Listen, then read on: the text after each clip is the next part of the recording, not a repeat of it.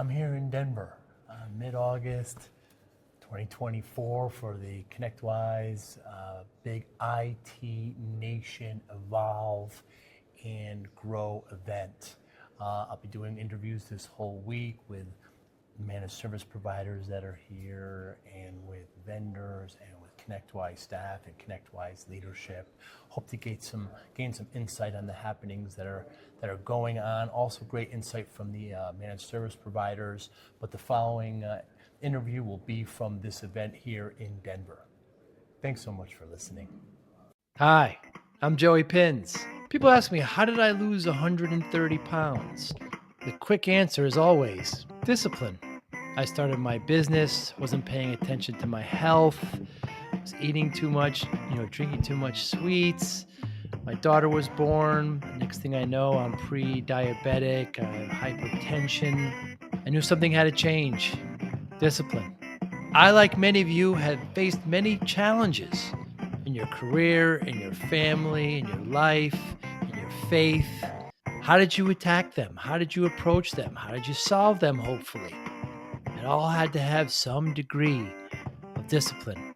I'm also asked, how did you found and start a tech business that lasted over 25 years? Discipline. I was committed to it, enjoyed technology, didn't enjoy some aspects of it, but knew it was necessary. Discipline. Our podcast mission, how do we use discipline to better ourselves and society? Join me, please, as I talk to interesting people and discuss how they use discipline in their family and their passion and their careers and how it helped them. Our podcast vision, growth through learning from others. Joey Pins Discipline Conversations. It'll be light and serious. Join us, please. Thank you for consideration. Thanks so much for your time today. No problem. How you doing, Joe? Fantastic. Why is Nebraska going to win everything this year? Look, they're not going to win everything, but it's going to be tremendous progress. And it's because of our coach, Matt Rule. We're a proud program that's been down for a while, but we got a great head coach, and things are moving in the right direction. What makes a great head coach in football? You know what? It's interesting you say that, because it's a lot in all of life.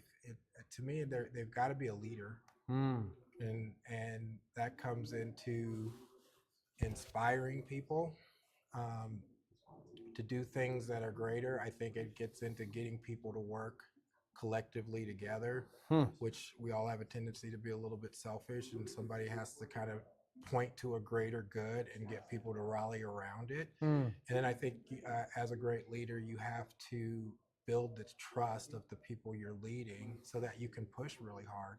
If you think about the difference between your greatest mentor or somebody who really believes in you and they give you a piece of tough feedback, you take that totally different than if it was your arch rival.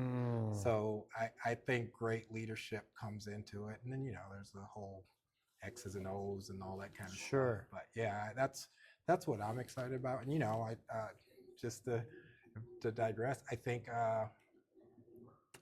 kids are a little bit different now, right? Yeah, student athletes. And the way he talks and relates to them and has an understanding of that, where they're getting another applicable thing to life and business, as opposed to judging and saying these kids today, right? Just understanding, like, one of the things he talked about is there's a real high degree of failure to kids today, or fear of failure, for kids today.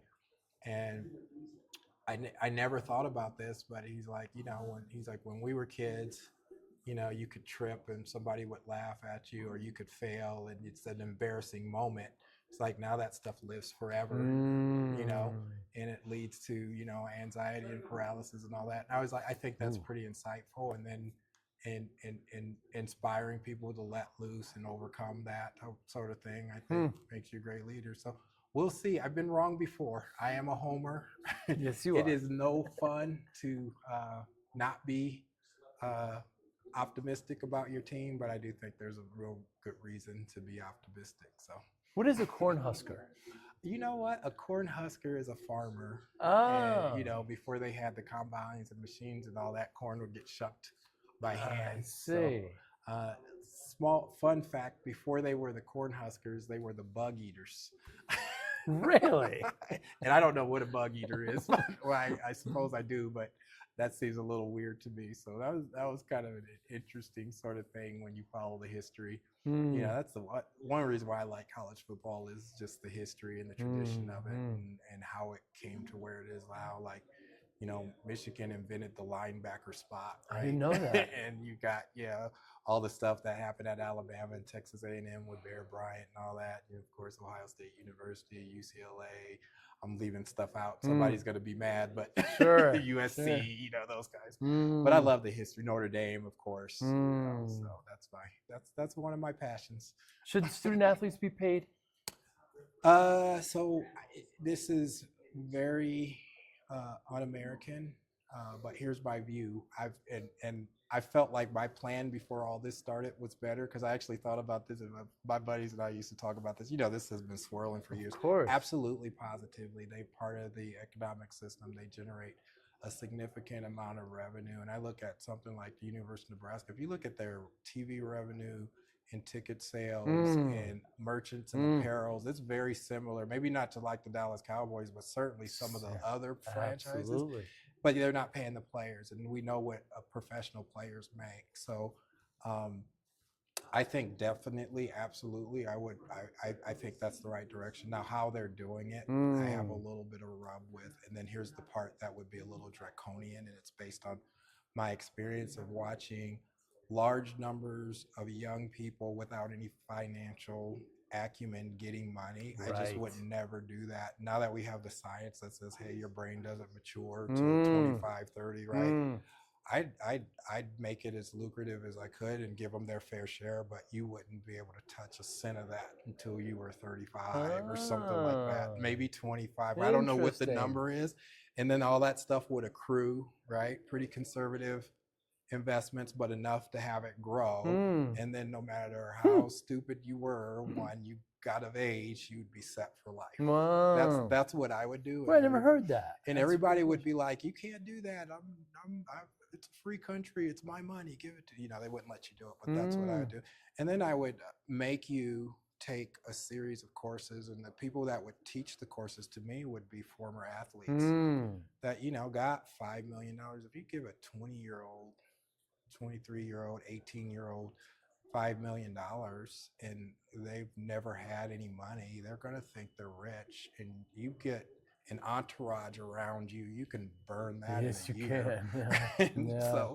so I would like teach classes and all that. And they do some of this stuff, but it would be, to me, it would be conditional, right? Where you came out with a real good understanding, and you had to pass some kind of financial course and all that. You understood that sort of thing. And maybe even get into what your rights are with agents and all that, because a lot of times there's people stealing from them. Sometimes it's even within the family, right? Yeah. Horrible. So I think the money part is good. How it's implemented, I think, is really tricky, right? And the other part to that is there's a beauty to the student athlete, which is becoming a little bit more of a myth. I mean, shoot, I went to Georgia Tech, and this is baseball, and baseball, in my view, college baseball doesn't have near the demands as big time college football. Yeah.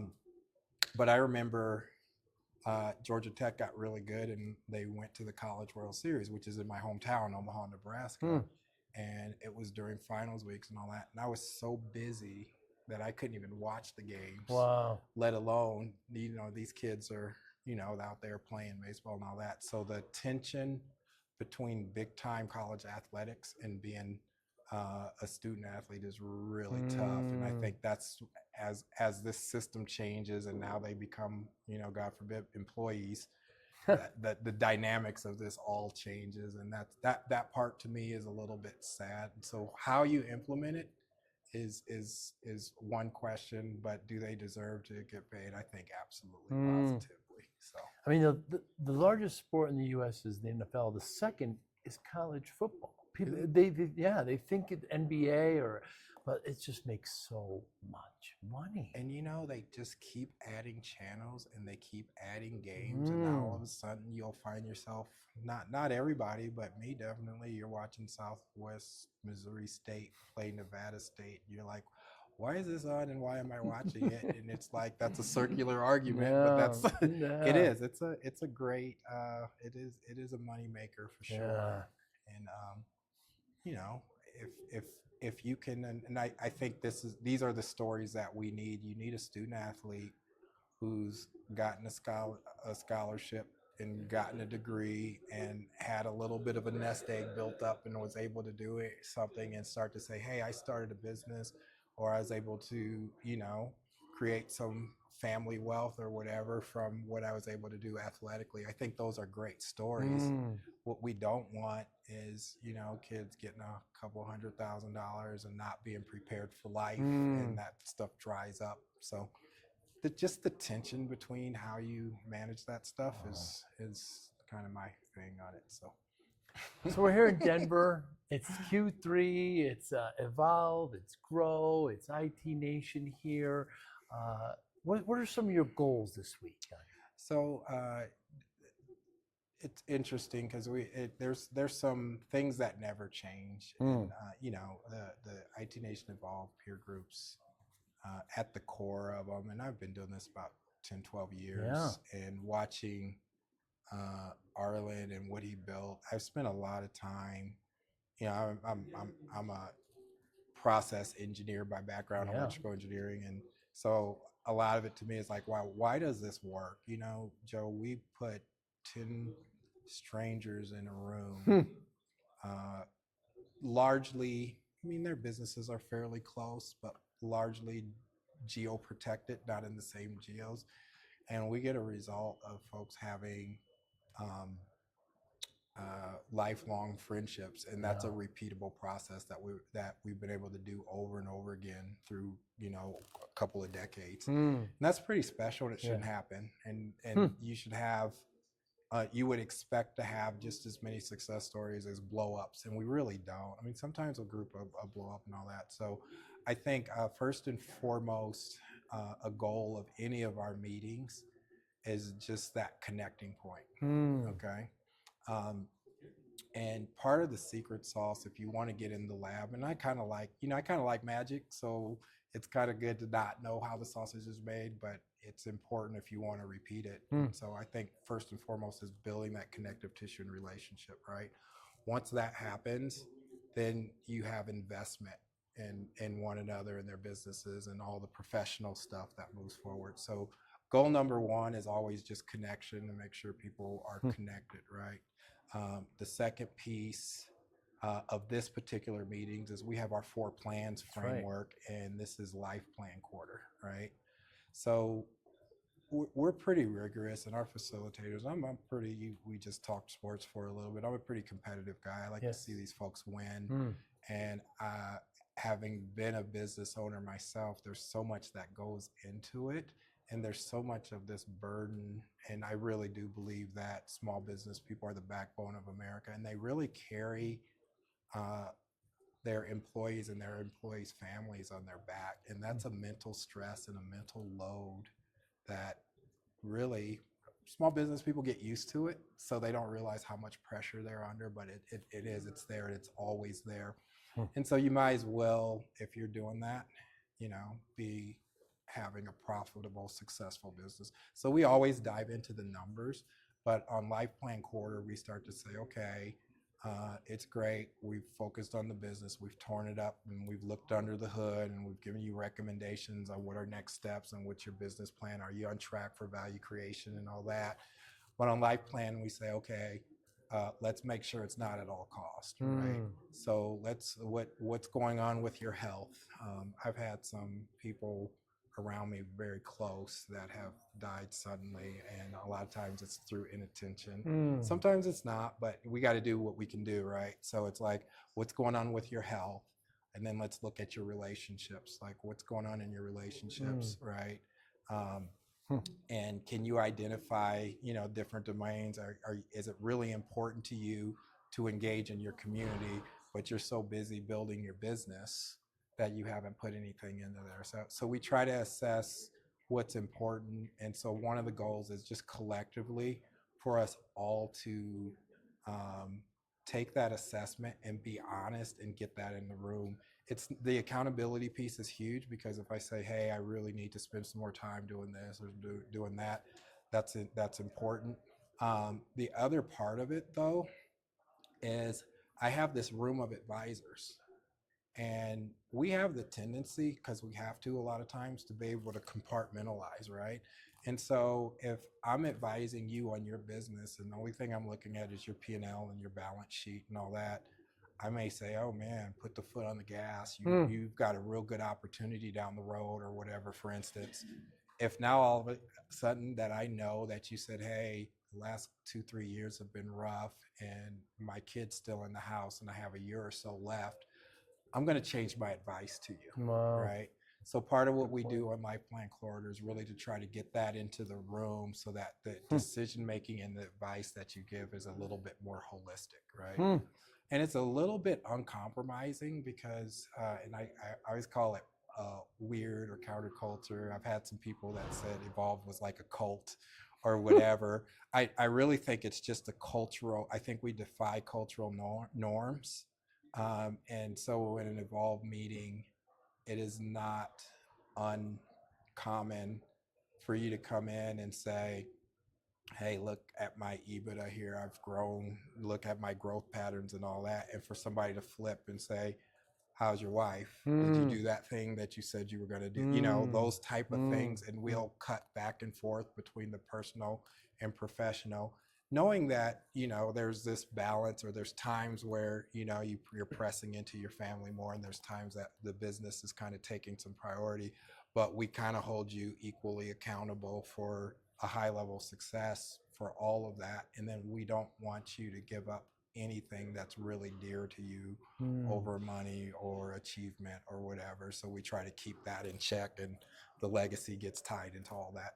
So that's another goal. The final goal is we run Community Day, which is going on right now. And the big part of that is, you know, we ask all our facilitators at the end of the meeting, what are the top 3 challenges that you heard, right? And then we also, a couple times a year, we do a survey, and we survey the audience. And then, you know, of course, as part of ConnectWise and all the partners that we're interactive with, we've got pretty good intel.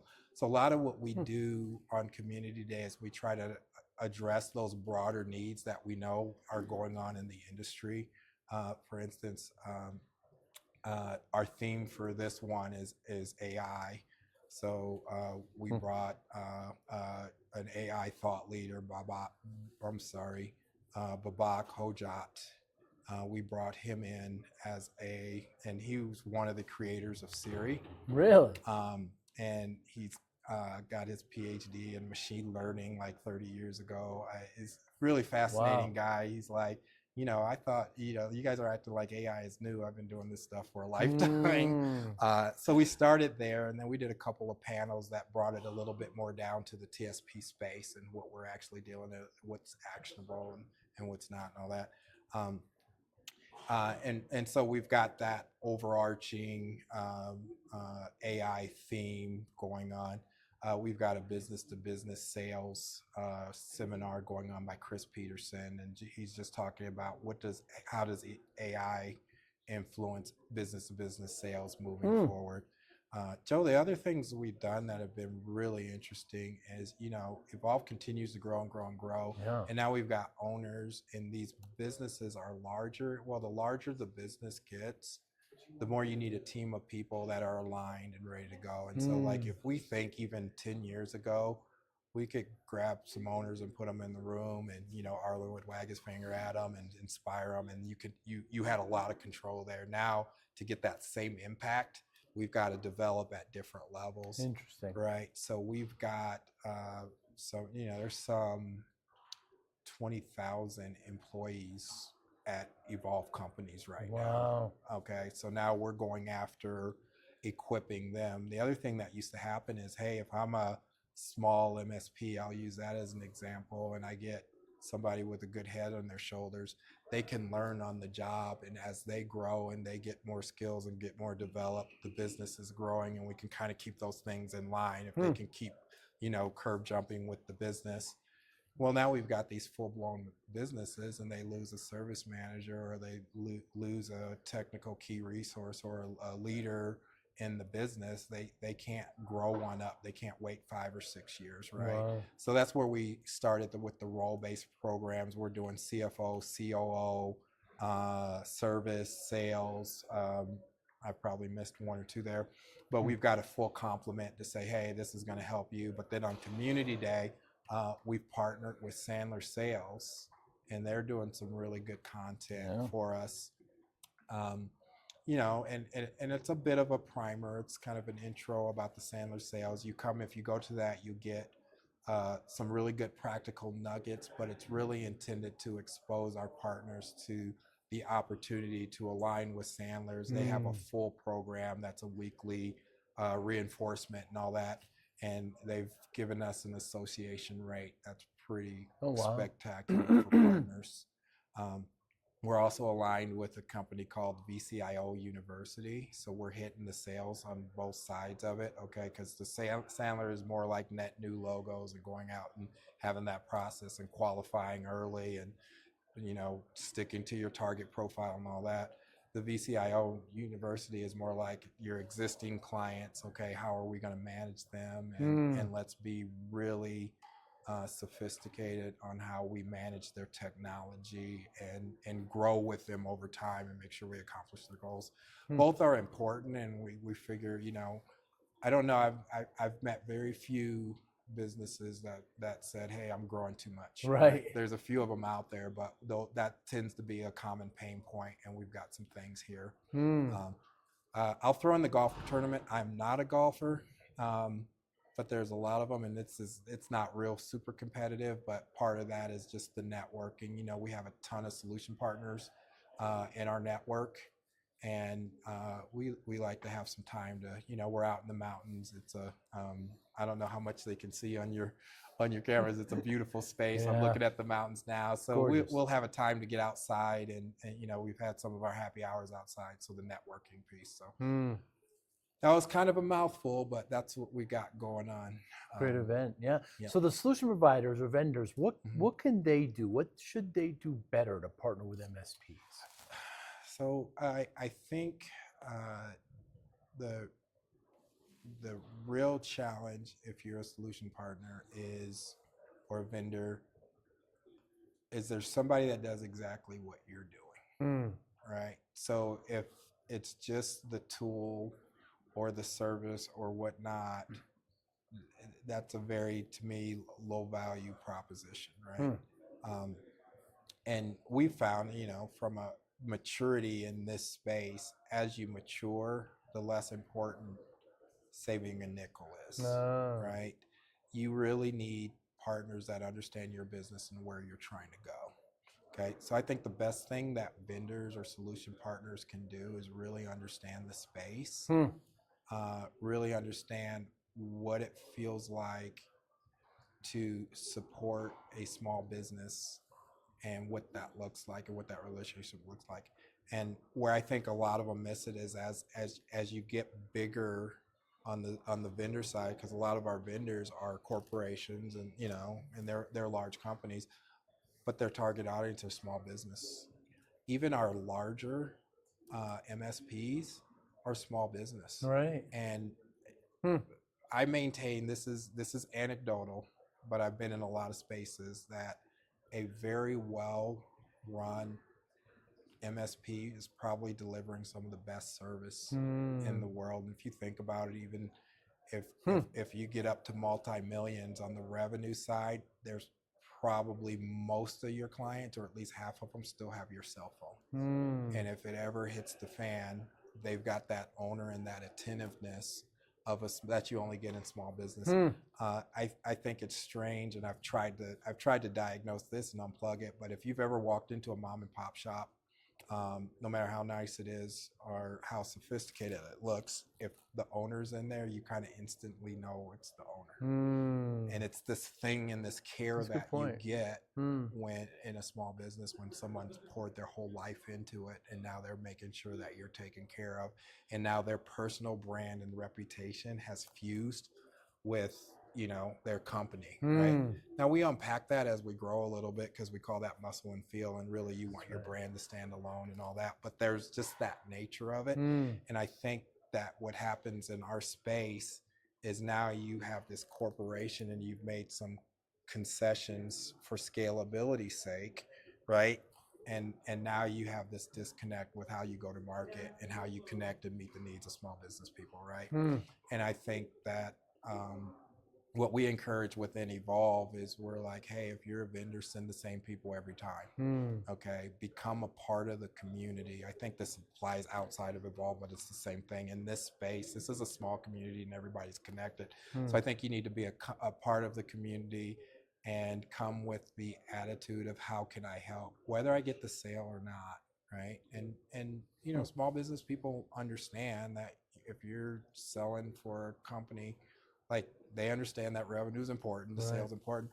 But if you come at that like hey, we're all in this together, and if I can help you, it's fine, and we'll pay it forward one time. I think that's it. And I think that starts to align with the service they're providing with their customers and the personal relationship they have with their customers. And I think that's a way the vendors that we've seen that have been able to do that as they grow and scale. I'm not saying it's easy, but that I think that'll point you in the right direction. It's always great to have the right technology or a new service or tool, but that personal relationship and going to business that way and being able to scale that up, I think, is pretty significant. Absolutely. I talked to a couple of MSPs today, and the vendors asked me, what can we do for lunch and learn? So I asked the MSPs, they all to say, don't sell. Yeah. Don't sell during the lunch and learn. Right. Just educate us a little bit on what your area is, don't avoid the hard sell. Seems like simple advice. Yeah, it does. It's hard. A lot of times I think when people have, they always say the metrics drive the behavior. And if you have a number on your head and you have an opportunity, it's tricky. And I think that's what makes the simple hard sometimes. But really, if you think about it, doing it the right way is a little bit slower bake, right? One of the things I find within Evolve is a little bit of hesitancy. There's a little bit of you go first. One, because you get a bunch of technology people together, and a lot of them through the School of Hard Knocks, they've chased the shiny object before, so that's part of it.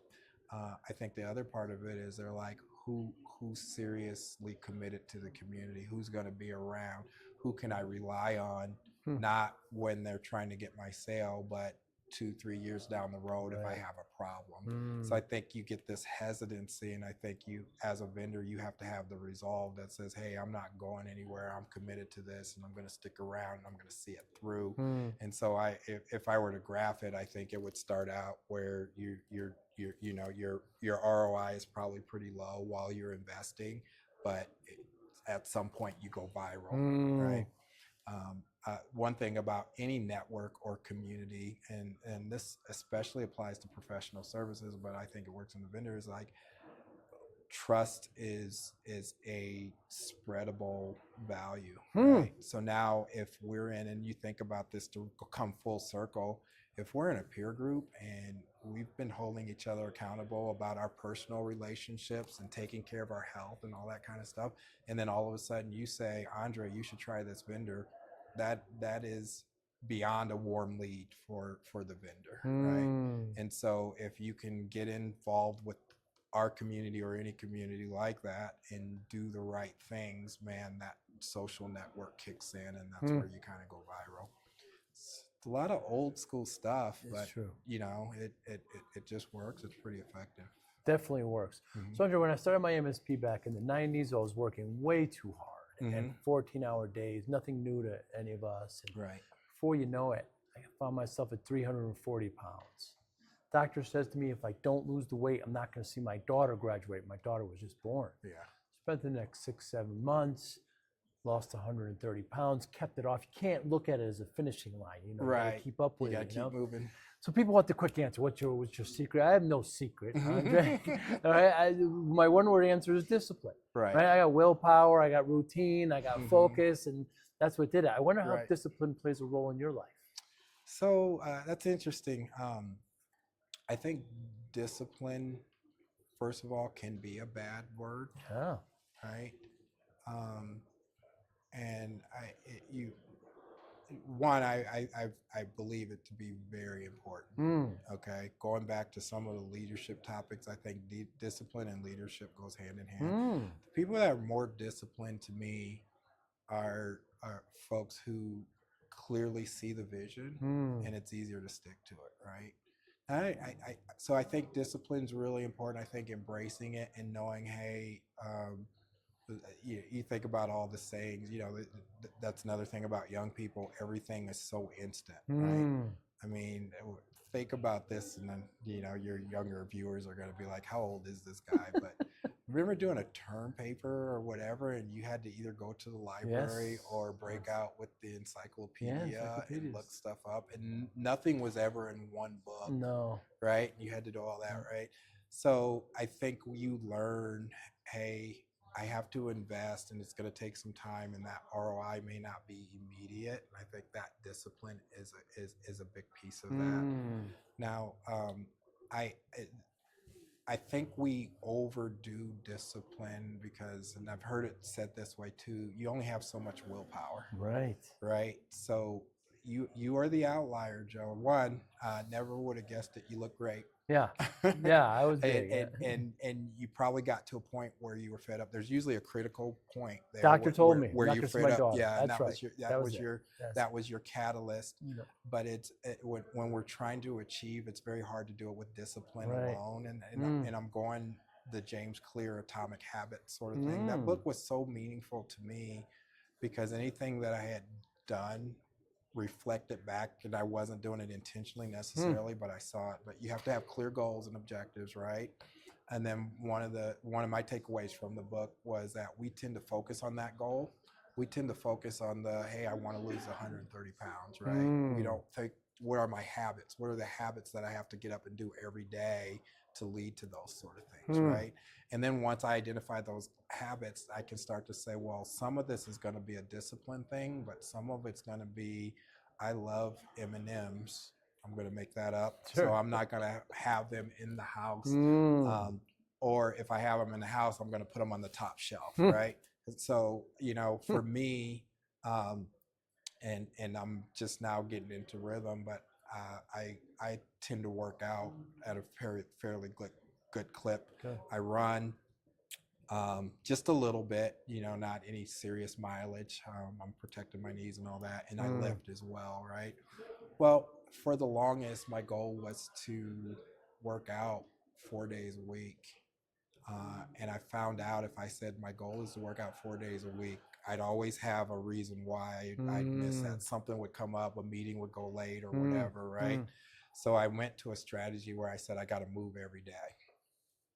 And this is part of the Atomic Habits. Now I don't think about it. If I have a choice, there's a point for failure. If I say every day we're doing this, and for me, I have to put it in my calendar and write it down, because now if I have it on my calendar that I was supposed to work out and I don't, that kind of bugs me, right? So I know I've learned myself on what I have to do to achieve. So then I'll go in and this is hard for me because a lot of me is an all or none, or when I do something, I want to go for the gusto, right? So even if that workout is a 20-minute workout, right?